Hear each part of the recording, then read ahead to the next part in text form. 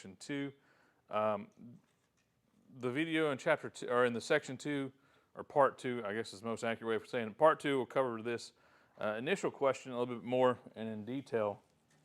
But just kind of go over some of our base questions. It's easy to identify that the book of Isaiah was written by Isaiah. We see that in the opening line, the vision of Isaiah, the son of Amoz, which he saw concerning Judah and Jerusalem in the days of Uzziah, Jotham, Ahaz, and Hezekiah. And that's where if you have your chart of kings, you can look on there, you can see Uzziah, Jotham, Ahaz, and Hezekiah, and you can see the reign of, I guess the expanse of Isaiah's ministry. Now, you want to get into some weeds of things. Here's a little interesting note that we'll get to. I changed up the question from when were the events of Isaiah to what was the ministry, or when was the ministry of Isaiah? Because Isaiah's ministry was from 740 AD to 690 AD. 740 AD to 690 AD. I mean, BC. I said AD the entire time, but that is not true. BC, which is, I think, an understatement. But that being said, his ministry extended into his death, but the content of Isaiah expands from 740 to 540 BC. So there's 150 years after Isaiah dies that the book of Isaiah covers. The video will offer later on some ideas about why and how. Theologians will tell you different thoughts that they have, whether Isaiah just prophesied into the future over the other 150 years, or whether there were other writers that incorporated their thoughts into the book of Isaiah. We've seen before with Elijah and Elisha. Elisha takes over the ministry of Elijah, has a distinct name, but we also see even Elisha having a school of prophets underneath him, essentially disciples, students that were learning from him. There are those that speculate that Isaiah's students, Isaiah's school he could have had a school of prophets that continued on the legacy of his ministry. Regardless, though, I like how the video ends there by saying Isaiah's prophecies and his position as prophet was proven due to the reliancy of what he projected coming to pass. So that's the answer to the question when someone wants to debate, well, Isaiah didn't even write Isaiah. There were other writers. Regardless of how many writers, regardless of who finally penned the information, it was proven accurate. And that is a major harpoon into the defense of the scriptures when it comes to someone wanting to denounce them because, well, you lie about who wrote the Bible. Okay, let's chill on that. The Bible still was proven accurate due to the unfolding of events. So I just wanted to drop that in as well. And this is where, too, I've mentioned that we got to around 500 BC with going through the book of 2 Kings. Isaiah takes us back, as we already mentioned, to around 740 to go into 690 and beyond. But this is going to create overlap now of our scriptures in a way that we've not had before as we've gone through the Bible. So I want this to be helpful to you.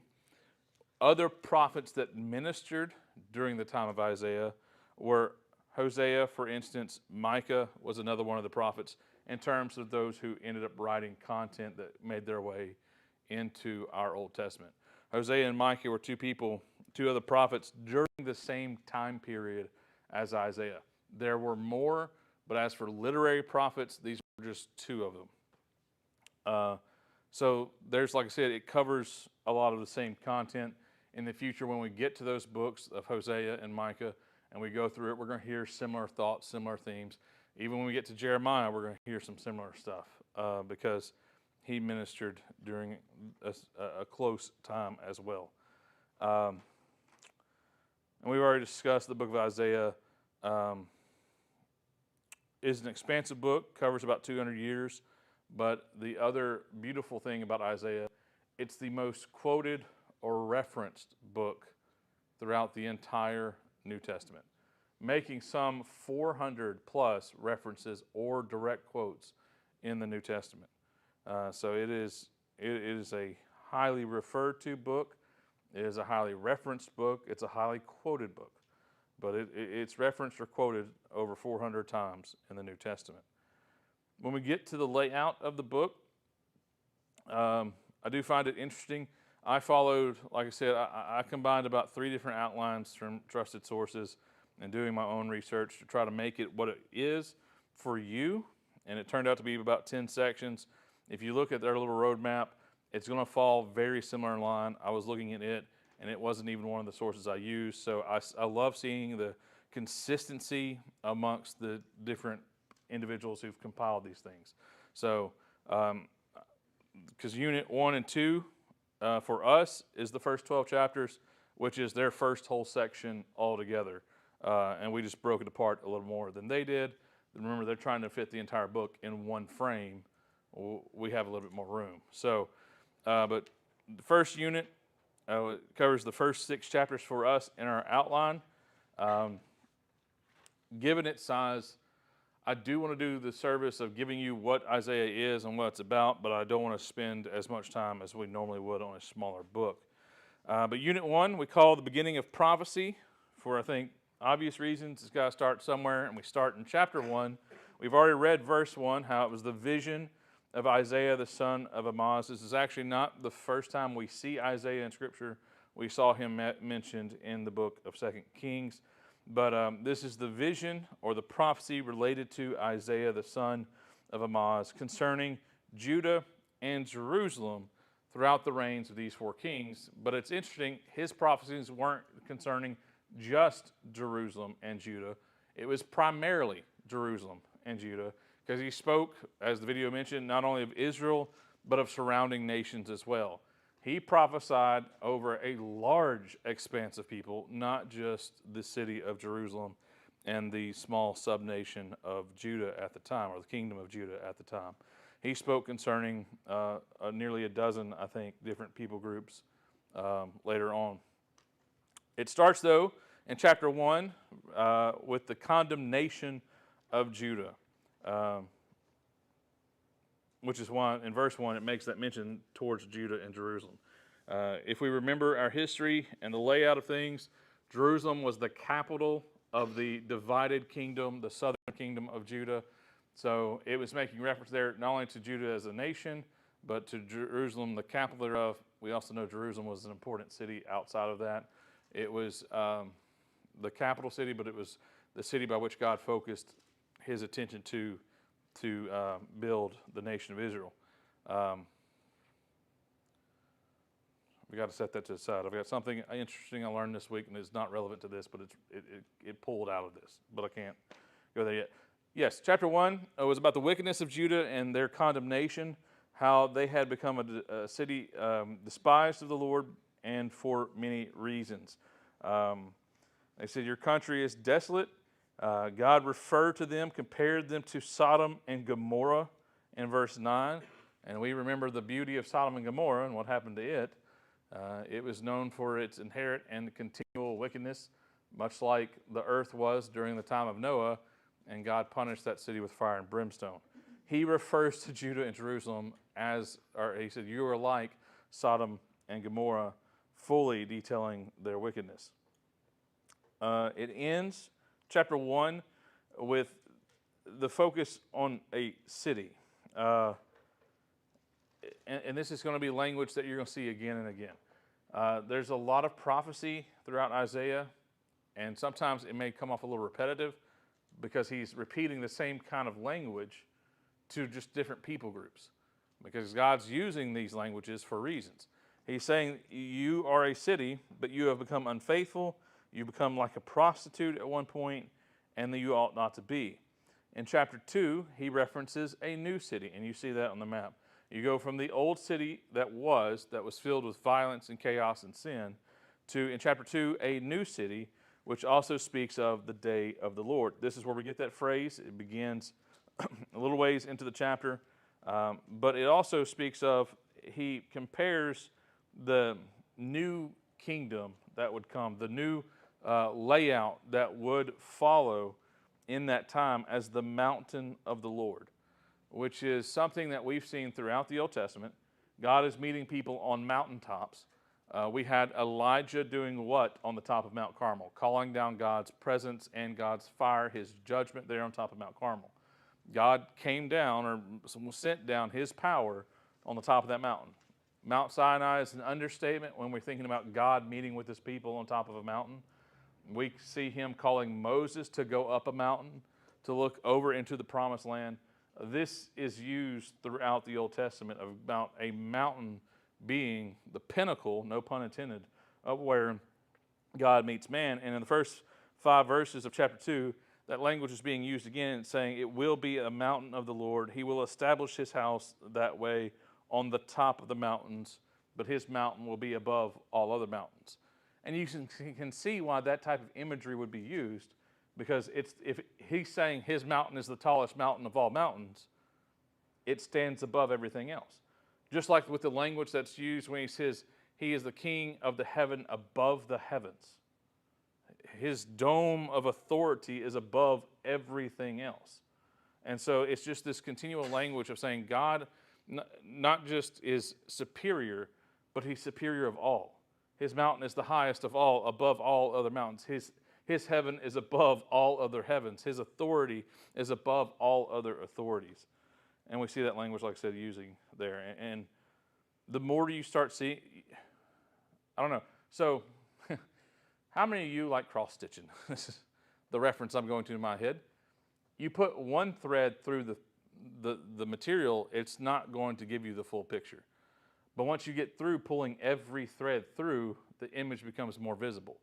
And with Scripture, when you see those threads starting to be popped through again and again and again, the language of God's mountain, or the language of God's authority, or the heaven above heavens, or we're going to get to one in chapter 4 here in a second. When you see this language reoccurring again and again, it brings out a much more beautiful picture. So I will get excited over just simple words like mountain or heaven when that's not the full picture. That's just one string that's popping through, and you got to keep going. And so, like I said, we'll hit that heavy in chapter 4 here in a second. But yes, it is a juxtaposition. Chapter 1 is awful. Chapter 2 is great. There's restoration. There is glory. There is honor. And then chapter 3, it goes right back to judgment on Judah and Jerusalem. So it's just kind of weaving back and forth.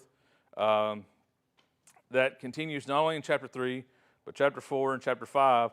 There's these woes, there's these judgments that go back and forth.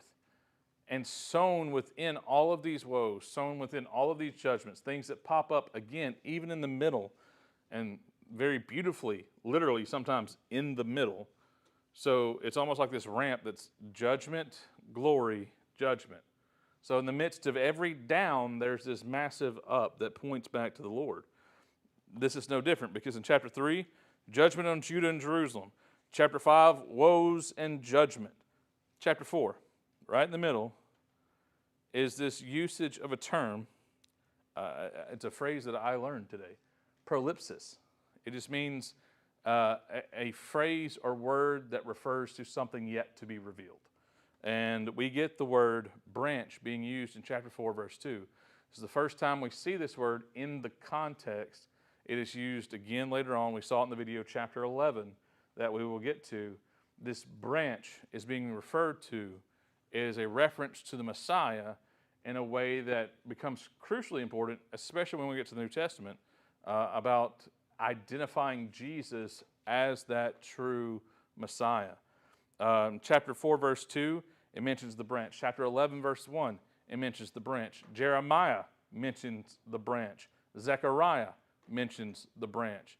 And like I said, it seems like an insignificant word until you learn chapter 11, verse 1, and I'm really getting ahead because this is crushing the joy of chapter 11. It's going to give you a point. On I, in Unit 2, it's the righteous branch of Jesse. And I just can't wait to get to it because I'm excited about it. There in chapter 11, verse 1, that righteous branch of Jesse. That word branch in Hebrew is Nesser. It eventually evolves into Nazareth. In the New Testament, when they reference, there's a reference in the New Testament, I didn't look up his exact location, that he said it's Jesus of Nazareth. They're making this confused connection. They're trying to put pieces together of like, how does this fit? And they reference the fact that the Old Testament says he would be of Nazareth. Yeah, okay, Matthew makes this reference. The problem is, it never says anywhere in the Old Testament he would be of Nazareth. But what it does say is he would be a Nasser, a branch. And they make that string of connection, because this is going to be something that a doubter would come to you and say, your New Testament says that the Old Testament says something. It never actually says. You got the location? Matthew 2:23. And he went and lived in a city called Nazareth, so that what was spoken by the prophets might be fulfilled, that he would be called a Nazarene. Yeah, and that's never actually said in the book of the prophets. It's never said he shall be called a Nazarene. But what we do have is Isaiah here, starting in chapter 4, even though it's a different word in chapter 4, which is crazy. In chapter 11, he uses that term, the branch, Nasser, which is, again, like I said, used throughout Isaiah, Zechariah, and Jeremiah, to the point that when Matthew comes along, he says, as it was spoken in the prophets, he shall be called a Nazarene. He shall be called the extension of the branch. And that starts here in Isaiah. And I don't know about you, that gets me excited, because when the New Testament said, the prophet said so, and you don't find a Isaiah 13:2 that says, he shall be called a Nazarene.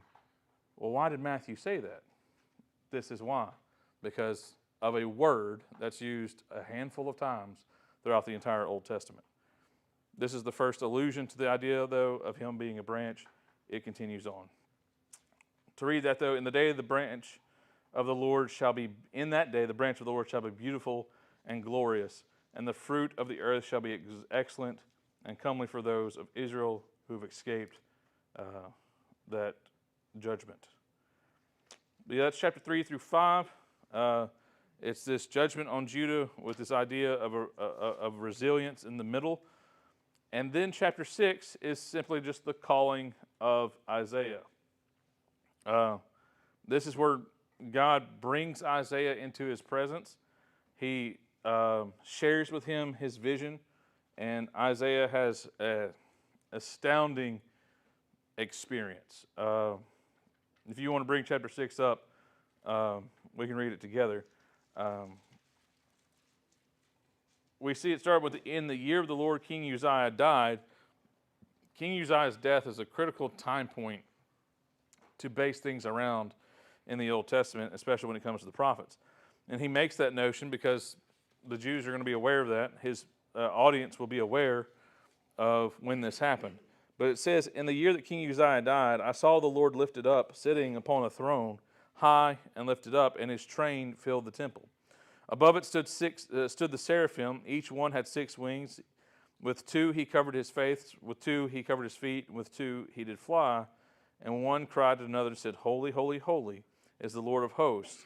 The whole earth is full of his glory. And the post and the door moved at the voice of him who cried, saying the power of just the seraphim, who when he cried holy, shook the room. And notice, he doesn't give any more context about where he was or what he was doing when it happened. Because in chapter 5, it just ends of this prophecy. Immediately in chapter 6, it starts with, I saw this happen. It just kind of out of nowhere came to pass. And he said in verse 5, notice the words of Isaiah, Woe is me, for I am undone, because I am a man of unclean lips, and I dwell in the midst of the people of unclean lips. For my eyes have seen the King, the Lord of hosts. His response to what he was being exposed to was, I'm in trouble, because I know who I am. I'm a man of hollow speech. I'm a man who, my testimony is unclean. I am a man whose words are not worthy. I'm a man that I sit in front of this righteous judge of God, and I'm about to be eradicated. I have no defense. Even if, he was a believer and a professor and a prophet, he was still saying, like, I am doomed. Yet, one of the seraphim flew to him with a live coal, he taken from the tongs of the altar of the Lord. And what was noted about this was, normally when something is unclean, if it touches something else, that other object becomes unclean. It was reversed here. He took the coal off the altar and touched the lips of Isaiah. The coal didn't become unclean. Isaiah became clean. We see this happening later on in the life of Jesus. He would stop and touch to heal people, and he didn't become, he was considered probably ceremoniously unclean by some, but we saw life exit him and restoration happen to what he touched. This is that same imagery. The coal touched Isaiah, and Isaiah became clean. Jesus touched the dead man, and he became alive again. Jesus emanated life when he spoke. He emanated life and healing by his actions when he would speak. And there's this allusion and illustration here to make that connection. So after he announced his sinfulness, after he acknowledged his position compared to the Lord, like I said, they had this exchange. He put the coal on his mouth, and he said, "This has touched your lips, and your iniquity is taken away, and your sin is purged. Also, I heard the voice of the Lord saying, 'Who shall I send, and who will go for us?' And in the words of Moses and Abraham, he says, 'Here am I, send me.'" Those words were not by accident. He knew the law. He knew his forefathers. And in the same vein, he says, "Here am I." These are words that Jesus would later use to continue to signify his knowledge of the Old Testament, his knowledge of the law of the forefathers, the prophets, and the strings that you can chase throughout scriptures to see the beautiful connection between things. He says, "Here am I, send me." So he said, "Yes, I will choose you. Go and tell this people, keep on hearing, but do not understand." And this is where he acknowledges their hardness of heart. He says, "I want you to send them with this message. Keep listening, even though you're not paying attention. Keep looking, even though you're not discerning what you see. You are acting out of service, but it's all hollow." And he condemns the people. Condemnation continues in the book, in chapter 7, in the second unit. We get to this prophecies of hope in unit 2. It starts in chapter 7 when there's this reassurance for King Ahaz. The video mentioned it, how there was going to be this Assyrian attack, but he wanted to let them know that the attack would not prosper. That while there would be a definite impact of the Assyrian attack, that there was hope on the other side of it. That's where we get in chapter 7 when he promises the sign of Emmanuel. It says in verse 10, "Moreover, the Lord spoke again to Ahaz," and I want this to make it clear, through the voice of Isaiah, "Ask for a sign from the Lord your God. Make it either as deep as the grave or as high as the heavens." And Ahaz said, "I will not ask, nor will I tempt the Lord." And he says, "Hear now, O house of David. It is a small thing for you to weary men, but you will weary God also. Therefore the Lord himself shall give you a sign." And then we get this beautiful prophecy that you may have heard before. "The Lord himself will give you a sign. The virgin shall conceive and bear a son, and shall call his name Emmanuel." That is that introduction of what we would later see identified with Jesus as Emmanuel. And this is where I want to bring something into context for you. When the prophets would issue these edicts from God, there was an immediate application for those who received it. When they were sitting there speaking of the destruction and the woe that would come to Judah and Jerusalem and to Zion and to Israel, there was going to be an immediate impact. And we see that. We've heard it already. The Assyrians came and attacked the northern kingdom of Israel. They tried to attack Jerusalem and Judah. They failed to conquer Judah, but there was a blow delivered to them. Eventually, the Babylonians would come. Nebuchadnezzar would come. They would take them away. There was an immediate impact to what was being promised. The beauty of it is also, there's also some long-term impact. There's things that we still draw the illusion to today. There's still things that we wait for today, that we see reciprocated again in the New Testament. We see it reciprocated again, the same language being used all well into the book of Revelation, where we're still waiting on some of the fulfillments of these promises. There was an immediate impact for them because Judah was definitely destroyed. Israel was definitely destroyed. They were both taken away into captivity. There was immediate impact. But some of this restoration, well, we just read the virgin shall conceive and bear his name, and it shall be Emmanuel. There was still 700 years for that to happen. From the time of his prophecy, it was another 700 years for that to come to pass. So not everything was immediate. Some of it was long term. Some of it took a while for it to be fulfilled. And that's something to remember when you're reading the book of prophecy. There were things that applied to them immediately, or within the near future. There was things that took hundreds of years to come to pass. And there's also things that we still look to through the illusion of those things today. Because we're still looking for what we call the day of the Lord, for when he sends Jesus to come back and to reclaim all of his people and to draw us up, as Thessalonians puts it, Corinthians puts it, Revelation puts it. There's still things that we're waiting for, but there was definite applications there within history. God help us when we get to Daniel to discern those things.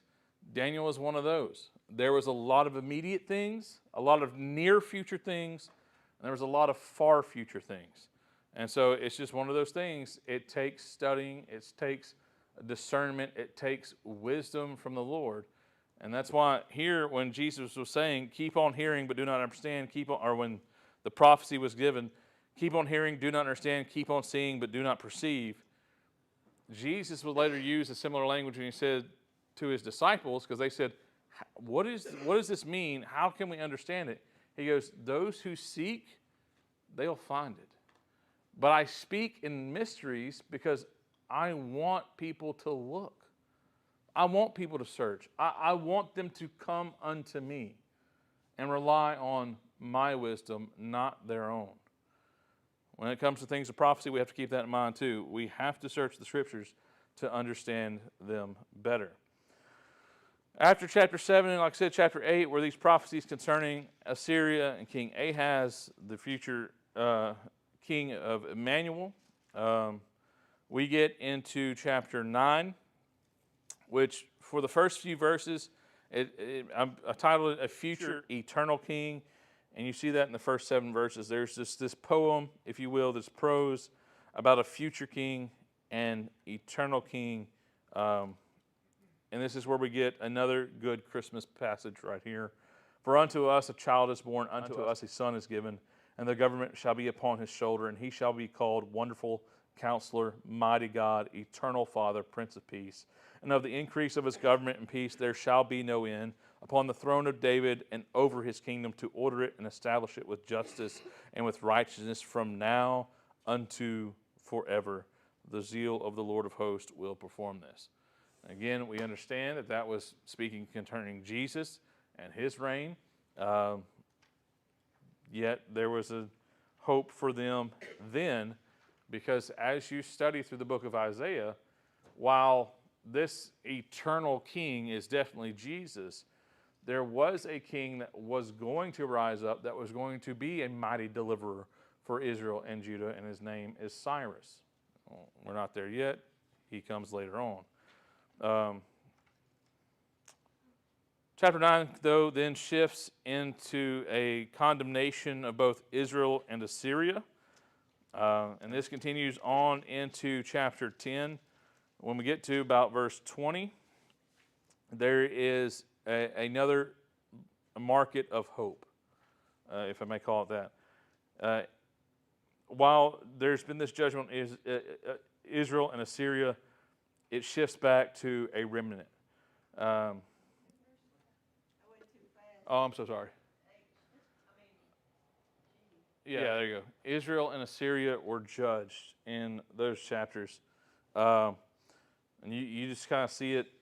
I'm going to read a verse here. Woe to Assyria, the rod of my anger and staff, the rod of my anger and the staff in whose hand is my indignation. I will send him against an ungodly nation, and against the people of my wrath I will give him a command to seize the plunder, to take the prey, to tread down them in the mire of the streets. So you see, it's not just you shouldn't have done that, but it's you're receiving the rod of my anger, and I will tread you down like the remnant in the street. And the warning against Israel started in verse 8 when it says, the Lord sent a word against Jacob, and it falls upon Israel. And I want you to notice this. There is 4 terms used here, and this is not a question later on, at least not yet. But in 9, 8, and 9, there's these 4 names given about the same people. He says, the Lord sent a word against Jacob. It falls upon Israel. All the people shall know, even Ephraim and the inhabitants of Samaria. So you have this 4-part name, all concerning the same people group. Samaria was the capital of the divided kingdom of Israel, of the northern kingdom of Israel. Samaria was a city inside the borders of Ephraim. Ephraim being one of the tribal regions within the northern kingdom of Israel. We're now to Israel, which also was called Jacob. So all 4 of these names, and it helps when you get them together. Jerusalem and Judah, that's kind of easy. They're both J's. They stand together. But when it's Israel and Jacob and Ephraim and Samaria, that's all concerning that same northern tribe. And they're used back and forth interchangeably at odds. Sometimes Joseph may get even thrown in there because Joseph, the son of Israel, the father of Ephraim, he sometimes gets put in the mix. But when you go to the tribal dispensations, Joseph's part was split between Ephraim and Manasseh, his other son. And to keep all that connected together helps you read the scriptures sometime. Because he may say Israel here. Later on, he may say Ephraim. You're like, wait a minute, why do you change the name? Same people. And like I said, that was where I got on my, started to chase that rabbit while ago. Now it's a little bit more relevant. There was a part where eventually the Lord said, I have despised Ephraim, and I will honor Judah instead. And that's not just to say Israel the kingdom and Judah the kingdom, but Judah was the line through which Jesus was born. Even though if you go back to Genesis, and we just finished this in our Sunday school class, when you're reading Genesis, you would expect Jesus to come from Joseph, because Joseph was this Christ-like figure who led his people into liberty and freedom and glory and honor and prestigious, and provided them a land in the midst of the desert, provided them sanctuary and safety. So it's looking like Joseph, but it was Judah. And when it then splits in the kingdoms here, you have Ephraim being named for the entire kingdom, which was one of Joseph's sons. And then you have Judah being named, which was the line through which Jesus came. And when God said, I have denounced Ephraim and have selected Judah, that's not, again, an accident. There was major connotations in that. Not just saying that Israel fell first, and remember, Judah, the kingdom, reigned for another 140 years. The kingdom of Judah lasted for another 140 years after Israel fell. It wasn't just saying, like, I'm going to have this selection while you go off into waste. There was major connotations to that of him saying, I am saying that through the line of Judah, as I did back in Genesis 49, I am picking Judah to be the predecessor of the Messiah. It all connects together. To finish this unit, though, and we'll stop here, after chapter 9, after chapter 10, like I said, we get in about verse 20, this acknowledgement of a remnant, because with every judgment, there comes these verses of hope. He says, in that day. Now, what day is he referring to? Remember, he's already established that prior to this. The day of the Lord. Yes, the day of the Lord. He's saying that there will be a coming future of hope. In that day, the remnant of Israel and those who escaped the house of Jacob shall never again depend on him who struck them, but shall depend upon the Lord, the Holy One of Israel, in truth. The remnant shall return, even in the remnant of Jacob, to the mighty God. For though your people, O Israel, are as the sand of the sea, yet a remnant of them shall return. The destruction is decreed, overflowing with righteousness. For the Lord God of hosts shall make a complete destruction, as decreed, in the midst of all the land. Therefore, thus says the Lord of God of hosts, O my people who dwell in Zion. Here's another one. Zion is Jerusalem. More often than not, he's referring to Jerusalem when he says Zion. And that was just another name. We'll get to another one later on. Everything has more than one name, apparently. But Zion is going to refer to Jerusalem, the seat. But notice, he is speaking to Israel here and Jacob. So how can Zion refer to Jerusalem when he's speaking to Israel? Remember the context. It shifts. The focus shifts. He's viewing Israel here not as that northern kingdom, but as the body of people he called back out in Exodus. And you say, how do I know when it shifts? You just got to read close. It's going to blend. And it may be confusing, but there requires discernment. It requires study. It requires the Lord. O my people which dwell in Zion, do not be afraid of the Assyrian, who shall strike you with the rod, and shall lift up his staff against you, after the manner of Egypt. It's an important connection. For yet a little while, and the indignation shall cease. My anger will be directed to their destruction. The Lord of hosts shall stir up a scourge for him, according to the slaughter of Midian and the rock of Oreb. And as his rod was over the sea, so shall he lift up after the manner of Egypt. He's speaking to his entire people, saying, like when Egypt raised their hand against Israel, Assyria will raise their hand. And like with the deliverance of Egypt, I will deliver you out of the hand of Assyria, and scourge them as I did with Egypt. So that's, like I said, this promise to this remnant. It's this acknowledgement of this preservation. And then in chapter 11, we've talked about this already before, but let's read the verse that we can set it in stone in our minds. Verse 1 and 2, let's just read those. And there shall come forth a shoot from the stump of Jesse, and a branch shall grow out of his roots. The Spirit of the Lord shall rest upon him, the Spirit of the wisdom and understanding, the Spirit of counsel and might, the Spirit of knowledge and of the fear of the Lord.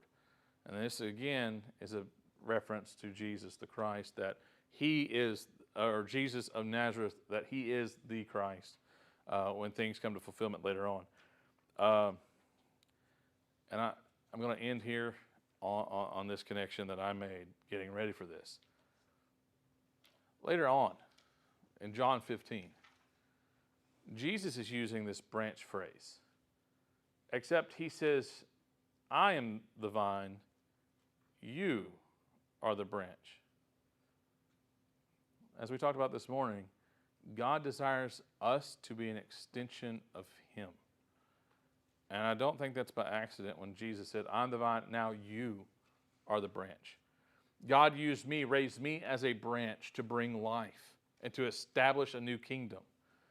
Now I want to use you as my Father used me to continue to grow, to continue to share life, to continue to reach out, to continue to bear fruit so that others may be nourished, so that others may come and taste and see, that others may be grafted in, the phrase that's used there. You now are the branches because you are extending from me just as I grew out of that stump. I grew from the Lord. I was sent by God to be that righteous branch. I want to make you in my image and continue to grow you as my righteous vision extension.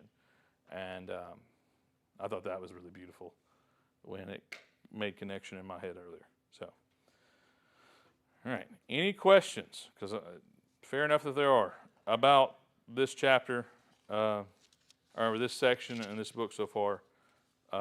We didn't talk about chapter 12. I like how this Bible puts it, titles it Hymns of Praise. And that's what it is for chapter 12.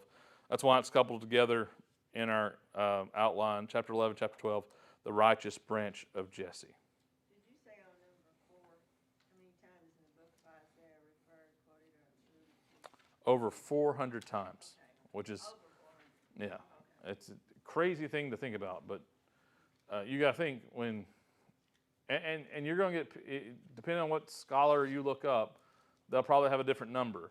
But it's a lot settle on at least 400. Because like what I just mentioned in John 15, someone could count that, and I don't know if they're saying counting the number of verses to make reference to that, or if it's like one solid piece that makes reference to that. Because if I said John 15, 1 through 6, I would count that as 1, not 6. But so it may be a little arbitrary, but the point is that Isaiah was very crucial in his message because of how often it was then referred to. Y'all remember the second most referred to book of the Old Testament? Oh, dig in there a little bit.